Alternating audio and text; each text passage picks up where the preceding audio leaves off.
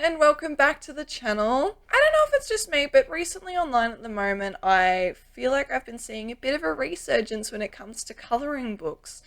You've got creators like Jazza who have been promoting his colouring book. I saw a couple of videos from Sarah Renee Clark that she has done going through a couple of different colouring books. And every now and then on TikTok I will get some very satisfying footage of people doing some colouring, which actually led me to today's purchase, which is this. So currently this is Amazon's #1 bestseller of colouring books. It's Cozy Corner Cute and Comfy Colouring Book by Coco Wire, 45 pages. I wanted to go through it with you guys today and see if it's any good. I've seen a lot of hype for these and I'm very excited because it looks so cute. Speaking of Amazon really quick, I'm going to be the annoying YouTuber and just let you know that down in the description below there will be a link to my Amazon wish list. If you feel like supporting me in my day-to-day life and therefore supporting the channel, there's a couple of options on there that I would really appreciate. Please don't feel like you have to get me anything. All support is appreciated, even just subscribing and liking the video. And leave a comment down below if there's anything you want to see me talk about or do on the channel. Now that that's over, back to the fun stuff. So a fair few years ago at this point, there was kind of a bit of a rebirth when it came to colouring books.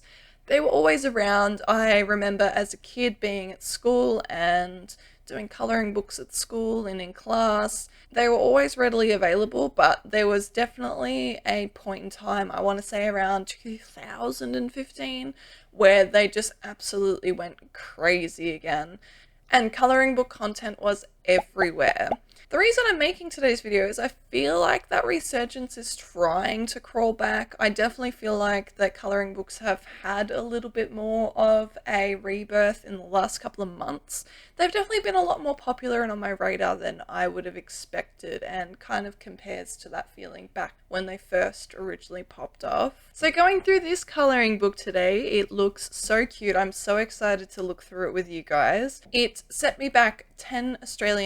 I'll make sure to leave the price conversions up next to me here. I have heard a little bit of controversy when it comes to these books. I know that in the colouring book community at the moment there's been a massive issue when it comes to AI art being produced. But I'm just hoping people can tell the difference between something that's obviously had a lot of love put into it and something that does not have any love put into it.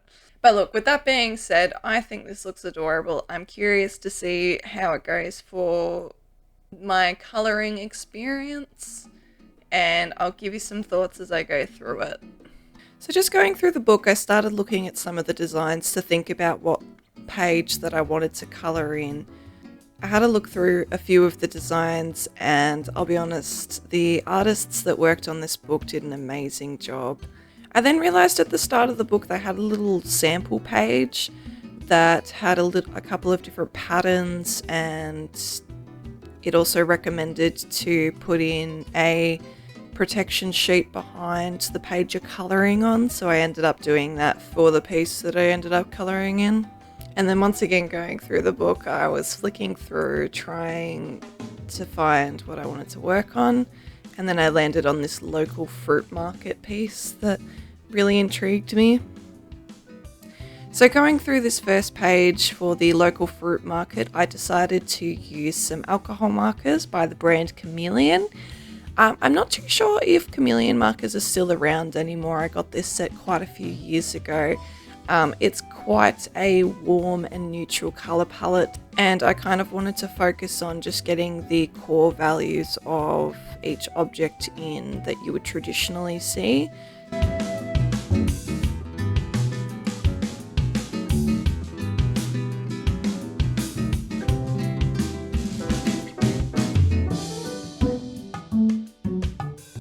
Once I started putting more of the colours down, especially getting to the background and starting to add a little bit more detail, I just fell more in love with the book and found myself losing myself in it more and more. I had a little bit of trouble doing the background and getting the right blue for the sky. It was just the color palette of the markers that I was using. I wanted to restrict myself to only using the set of markers that I had with me, and there wasn't really a good solid sky blue that I had available, so I ended up mixing two colors. And at first the sky looked a bit grey, and I thought about maybe doing like a rain effect to complement that. But once I started working more on the colours of the actual stand itself and added a bit more of a bright vibrancy to it, the background made a bit more sense. I ended up going for a bit of a bright pink colour for the stand itself. I think it made the scene so much more fun and colourful. And as I said before, that sky doesn't feel as dreary with those brighter colours up the front.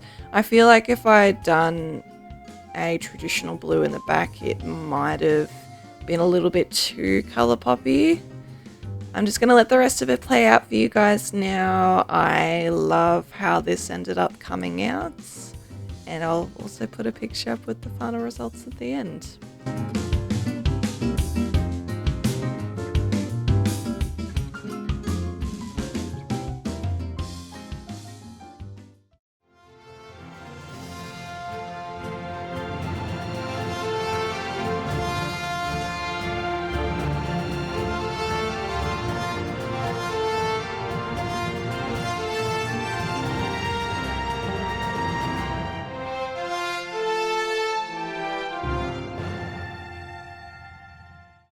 So I just finished up my first page in the book, and I'm so happy with how it came out. It's so cute.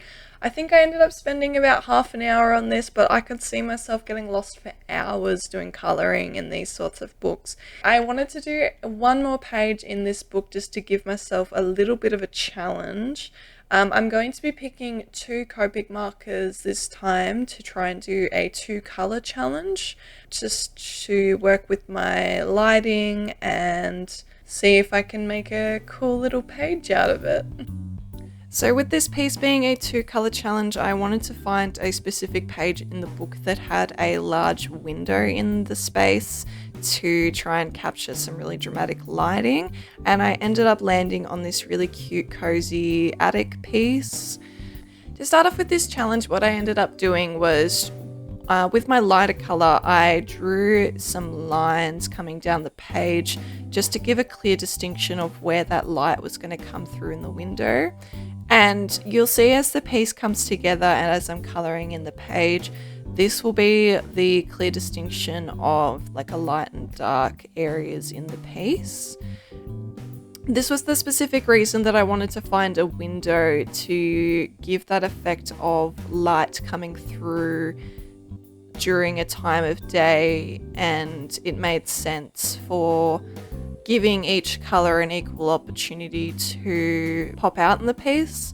I feel like if I had shaded everything normally, but only with the 2 colours the same way that I did the fruit stand, it wouldn't look good and it would kind of get a bit jumbled up.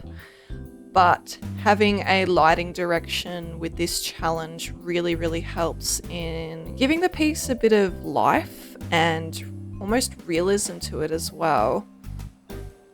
Once I'd got to the darker colours, going back to those lines that I originally drew in, I just went ham on shading in those areas completely, because I had wanted a clear distinction of where the light was coming in, and this being an attic scene, which also helped as well. I imagined that those areas would come up quite dark. I could have gone in for a darker blue if I wanted to, but that's part of the challenge as well, is that you've only got those 2 colours to work with.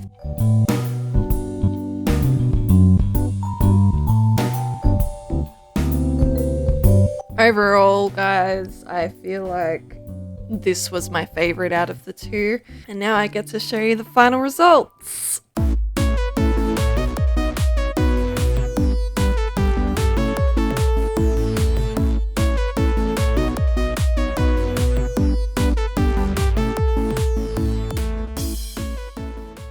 So just finishing that page up there, guys, I'm very happy with how it's come out. I have never done a 2-color challenge before, and for anyone who struggles with lighting or getting their values correct in their pieces, I would 100% recommend this. I honestly love this book. I think it has so many different possibilities, even just to learn for colouring in your own art. I can 100% see why this would be Amazon's bestseller, honestly.